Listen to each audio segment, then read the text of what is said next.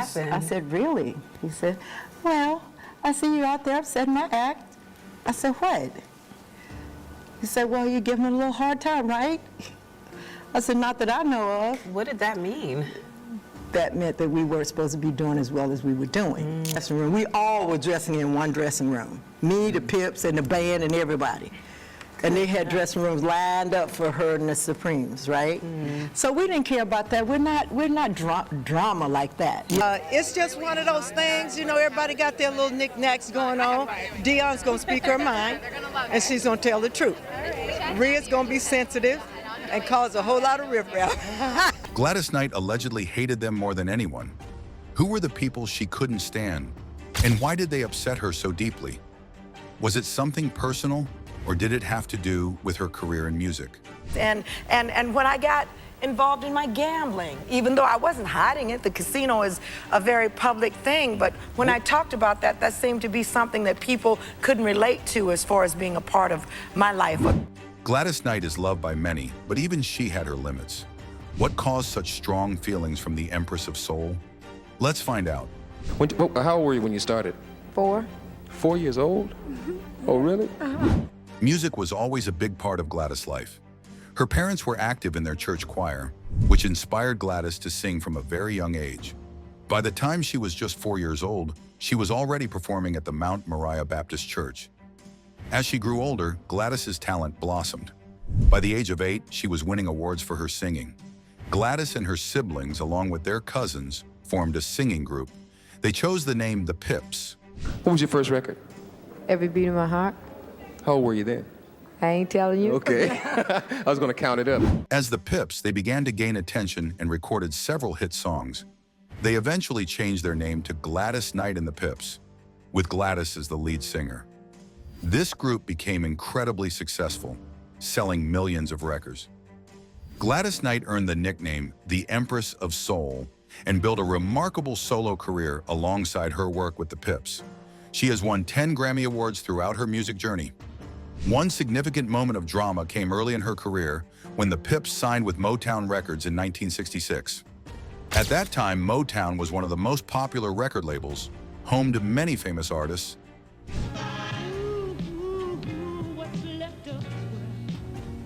Knight has revealed that she didn't want to sign with the soul label at Motown Records. The Pips, her brother Bubba, and cousins outnumbered her, voting to sign with Motown in 1966. Gladys and the Pips hoped to rise to fame at Motown, but they soon encountered difficulties.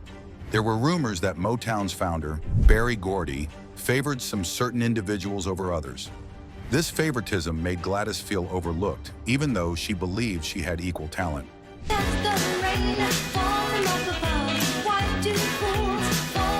Now, do you know that Gladys Knight and Diana Ross had a feud that lasted 37 years? It sounds shocking, right? These two legends had a rocky relationship for decades. But why? Gladys recently opened up about what happened, and her explanation shed some light on the drama. Dressing room. We all were dressing in one dressing room. Me, the Pips, and the band, and everybody. And they had dressing rooms lined up for her and the Supremes, right? So we didn't care about that. We're not drama like that. It all started when Diana, known for her strong personality and competitive nature, reportedly treated Gladys poorly. Gladys Knight and the Pips were chosen to tour as the opening act for Diana Ross and the Supremes. This was a big deal for the group. Diana Ross and the Supremes were already big stars, and it was a chance for Gladys Knight and the Pips to perform in front of large crowds and gain new fans. They would sing their hearts out, with Gladys giving a soulful, powerful performance that left the crowd cheering. And by the time we came off the stage, our little road manager came back and said, Mr. Gordy would like to speak to you. Uh-oh, you know what happened? But this strong response from the crowd started to cause a bit of trouble. According to Gladys Knight's memoirs, Diana Ross wasn't happy with how the audience reacted to her performances. The crowd's cheers and enthusiasm for Gladys Knight and the Pips were often so loud and excited that it started to overshadow Diana Ross's own performances. This wasn't how things were supposed to go. As the headliner, Diana Ross expected to get the most applause and attention. As Gladys shared in her book, Diana Ross eventually had her kicked off the tour. She felt that Gladys Knight was taking too much of the spotlight, and that was not okay in her eyes. Gladys was disappointed, of course, but she kept her head up and focused on her music. Berry Gordy later spoke to Gladys about the incident. He told her that she was giving his act a hard time. Gordy was proud of Gladys Knight and the Pips for doing so well with the audience, but he was also aware that it was causing tension with Diana Ross, who was one of Motown's biggest stars at the time. Gordy needed to keep Diana happy because she was central to Motown's success. It was a tough situation for him, as he respected both artists. What happened? I said, really? He said, well, I see you out there upsetting my act. I said, what? He said, well, you're giving me a little hard time, right? I said, not that I know of. What did that mean? That meant that we weren't supposed to be doing as well as we were doing. Well, that's not how Knight recalled the incident. We got a call from Mr. Gordy saying, well, I hear you're spoiling my act, the Supremes. Gladys revealed, well, Mr. Gordy, that's not what we're about, you know? We're just doing our show. Then Gladys said, Barry gave her and the Pips the boot from the tour without warning. He said, well, I think you guys should just come on back home tomorrow. So we went back home, and that was the name of that game, recalled Gladys Knight. When asked if Diana Ross was ever mean to her, Gladys replied, well, I'm not a liar. I know that she wasn't the happiest with me. Let me put it like that. What happened? I said, really? He said, well, I see you out there upsetting my act. I said, what? He said, well, you're giving me a little hard time, right? People often describe Diana as a diva, which sometimes comes with stories of her being hard to work with. Some say her behavior was just her drive to be the best, while others think it crossed the line into being rude. Whatever the reason, Gladys didn't appreciate how she was treated and kept her distance for years. In an interview, Gladys explained that their feud wasn't about jealousy or competition. It was simply about respect. Gladys felt Diana didn't show her the kindness and courtesy she deserved. Over the years, the tension between them grew, and the two rarely interacted. But here's the good news. Time heals all wounds. Eventually, both Gladys and Diana decided to let the past go. They made peace, and today they are on better terms. It's nice to see two icons put their differences aside and focus on the love and respect they have for each other. Later. I've been knowing both of those girls forever and a day. I know my sister Dion, it ain't nothing to her. Okay. It ain't nothing. Now, Ree is a little... Another part of her story involving feud was between two other music legends, Aretha Franklin and Dionne Warwick. This beef started when Aretha got upset over something Dionne said. Dionne mistakenly said that she was at Whitney Houston's funeral in 2012 and claimed she was Whitney's godmother. Aretha took this to heart and called Dionne out on it. The rivalry started when Aretha decided to cover Dionne's hit song, I Say a Little Prayer, in 1970. To make it even more interesting, Aretha had Dionne's own cousin, Whitney Houston, sing backup vocals for her version. I say a little prayer for you, forever. This move was Aretha's way of showing Dionne who was the true queen of music. Aretha's version of the song became a huge hit, climbing to the top 10 on both the pop and R&B charts. To make matters worse, even Burt Bacharach, the songwriter behind the original, said Aretha's version was better than Dionne's. This public comment must have hurt Dionne deeply. As time passed, the tension between Aretha and Dionne grew. By the late 1970s, Aretha's career was slowing down, while Dionne continued to find success. Music mogul Clive Davis signed Aretha to his label, Arista Records, in 1982. He helped Aretha make a big comeback with her album, Who's Zoomin' Who, in 1985. However, there was a twist. Dionne was also on Clive's label. This rekindled Aretha's competitive spirit and jealousy. A friend even said that Aretha felt like she was sharing the spotlight with Dionne, which made her unhappy. Things got even more complicated when Clive introduced Whitney Houston, Dionne's cousin, as his new rising star. Whitney was young and talented, and Clive was excited to promote her. Aretha felt threatened by Whitney's talent, especially since Whitney was connected to Dionne. Aretha's sister, Irma, pointed out that Aretha often had issues with other female artists. She believed Aretha wanted to eliminate any competition.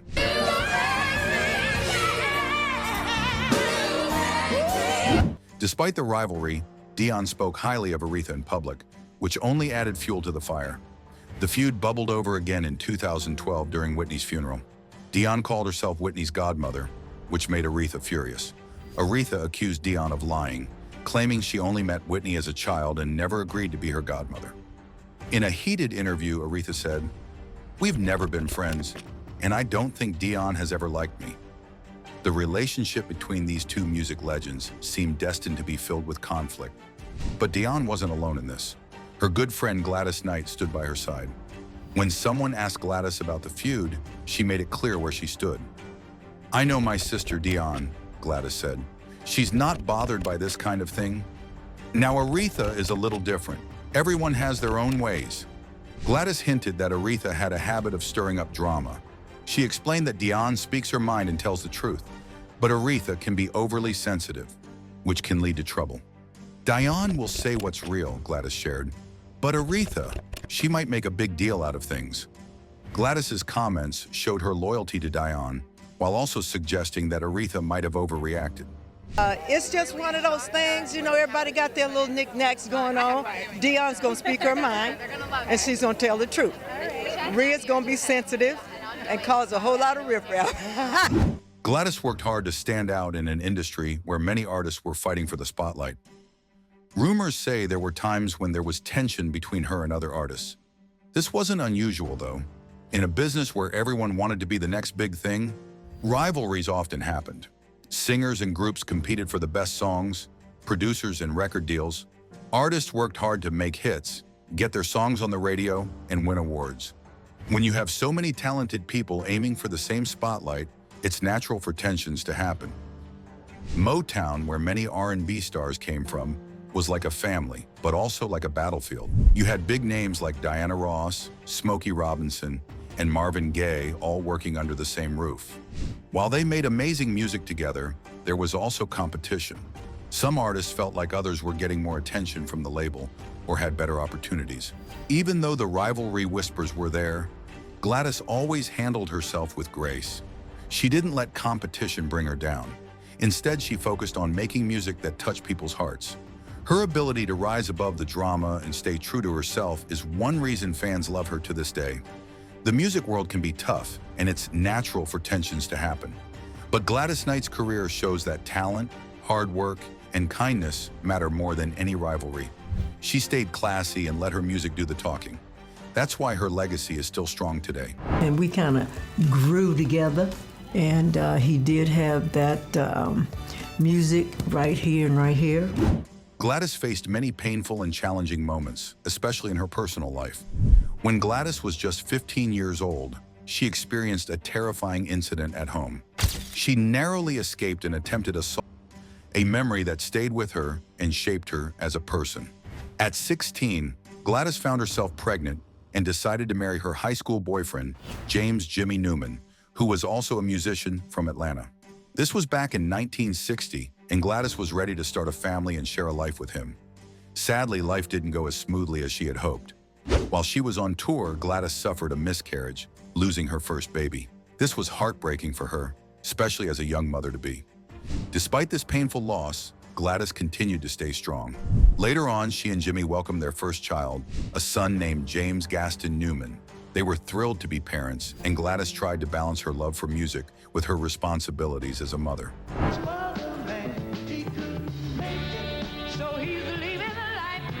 When Gladys was around 20 years old, things began to get harder. Jimmy developed serious issues with substance use, which affected his behavior and made their home life difficult. Over time, his struggles became more severe, and he eventually left Gladys and their son behind. This was a challenging time for Gladys, but she chose to step away from her music career to focus on raising her child. She stopped touring with her group, the Pips, who continued performing on their own, while Gladys focused on providing a stable life for her son. Even though times were tough, Gladys and Jimmy had one more child together, a daughter named Kenya Maria Newman. With 2 children to care for, Gladys knew she needed to find a way to support her family. Her love for music called her back, so she started recording and performing again with the Pips. They were doing well in the music world, so it was a way for Gladys to pursue her passion and support her family at the same time. Later on, Gladys, Jimmy, and the Pips moved to Detroit, hoping for a fresh start and better opportunities. Unfortunately, their marriage troubles continued. They went through a long separation, lasting 7 years. Finally, in 1973, Gladys made the difficult decision to divorce Jimmy. It was a hard choice, but she knew it was the best for her and her children. Tragically, Jimmy passed away a few years after their divorce. Despite all the pain and struggles, Gladys found the strength to keep going. The son of R&B singer Gladys Knight has been sentenced to serve 2 years in prison for failing to withhold payroll taxes for restaurants he opened in the Atlanta and Washington, D.C. areas. After her first marriage ended, she found love again with Barry Hankerson, a music producer known for managing stars like Toni Braxton and Aaliyah. Gladys and Barry married in 1974, and soon after, they welcomed a son named Shanga in 1976. But the marriage didn't last long. 5 years down the line, the couple was headed for a rough divorce, and things turned ugly, especially when it came to deciding who would care for their son. The divorce was a tough and painful experience for both Gladys and Barry. They fought hard in court, with both wanting custody of Shanga. Gladys eventually won custody, but the whole process was very stressful for their young son. This tough period had a deep effect on Shanga, who developed an eating disorder during that time. Divorce can be hard on children, and Shanga's struggle was a clear sign of how hard this period was for him. As if the divorce and custody battle weren't enough, Gladys also faced a terrifying experience when Shanga was kidnapped at just 3 years old. This was a mother's worst nightmare. Gladys did everything she could to bring him back safely, even spending about $1 million in the process. This showed her strong love and determination as a mother. And when I got involved in my gambling, even though I wasn't hiding it, the casino is a very public thing, but when I talked about that, that seemed to be something that people couldn't relate to as far as being a part of my life or shortcoming in my life. One of her biggest struggles was with a gambling addiction that lasted over 10 years. Gladys, who grew up in Atlanta, was familiar with the city's lively nightlife and gambling culture. Later, she moved to Detroit, where her music career took off, as earlier mentioned, and Detroit also had a big casino scene. It was there that a fellow musician introduced her to blackjack, and she quickly became hooked on the game. What started as a fun activity soon turned into a serious problem. As her addiction grew, Gladys found herself spending more time in casinos than anywhere else. In her 1997 autobiography, she described the casino as a place where she felt safe. The pit bosses and dealers became like family to her, and she felt protected in that environment. At first, the special treatment she received in the casino made her feel good, like she was important. But over time, her gambling started to control her life. Gladys began to lose a lot of money at the tables. Playing games like blackjack and baccarat, she would spend all her money at the casino, chasing wins that rarely came.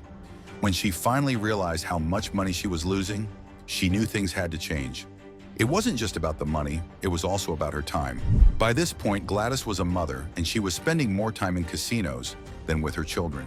One morning in the 1980s, after a long night at the casino, Gladys woke up late and realized she had forgotten to take her son to school. This moment hit her hard. It opened her eyes to the fact that gambling was affecting her family. She also remembered times when she had lost huge amounts of money, $45,000 or even $60,000 in one night. Feeling lost and desperate, Gladys knew she couldn't continue this way. She decided to get help and started attending Gamblers Anonymous meetings. These meetings helped her break free from her addiction, allowing her to focus again on her family and her music career.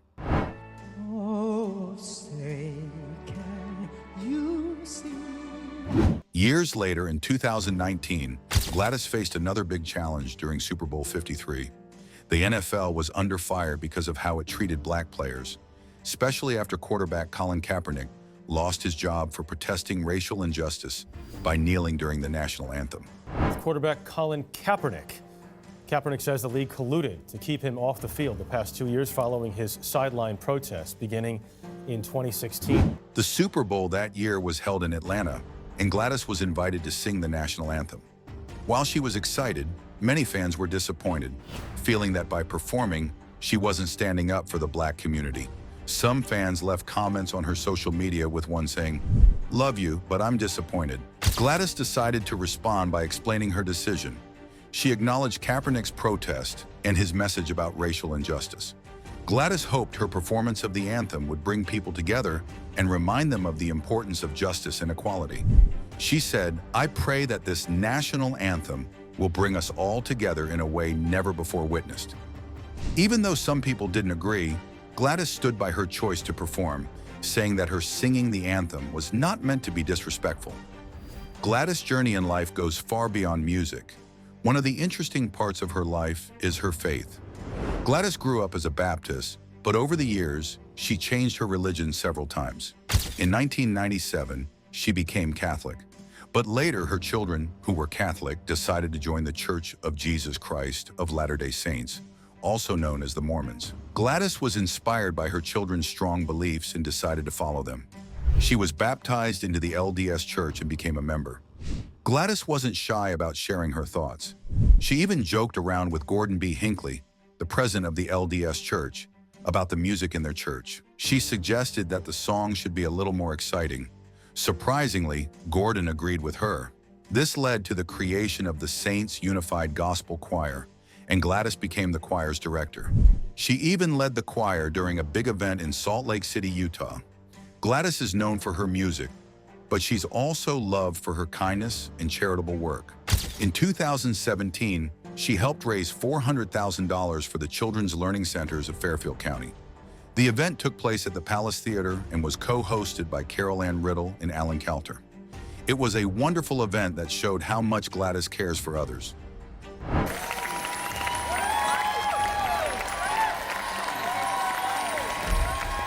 In October 2009, Gladys Knight started a farewell tour in the United Kingdom. The tour was meant to be a big goodbye to her fans, and she even brought Tito Jackson along as a supporting act. Her friend Dionne Warwick also made special appearances during the tour.